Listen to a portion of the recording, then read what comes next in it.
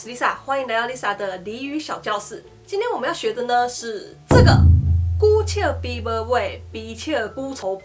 关于这句话的后半段呢，其实还有另外一个不同的版本，就是呢“比笑久头短短”。这个“比笑久头短短”呢，据说呢是铁丝玉鱼龙改编的。大家看铁丝玉鱼龙对台湾的影响有多大？很多人其实都以为“久笑比无尾”后面应该是要接“比笑久头短短”才对，但其实正确的呢应该是“比笑久愁皮”才对。那这个“久笑比无尾，比笑久愁皮”呢，其实就是中文的50步笑百步啦。那为什么是久笑比无尾，比笑久愁皮呢？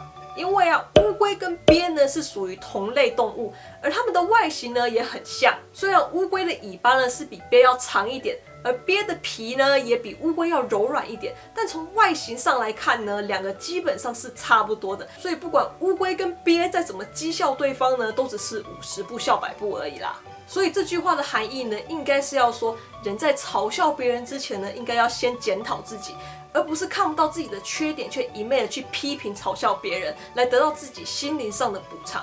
这种50步笑百步的行为呢，不仅没有任何的意义，还损人损己，暴露自己的缺点。那这句话呢，一般都是用在反击跟你情况差不多却嘲笑你的人的状况上的。Lisa， 昨下考试你考偌侪分啊？吼，莫讲啊，我刚刚考50分尔。哈哈，考遐差哦，刚刚50分尔哦。啊，你考偌侪分啊？哇，比你悬啊，我考51分啊。吼，你考51分，更加笑我，你莫久笑比无尾，比笑久愁皮啦。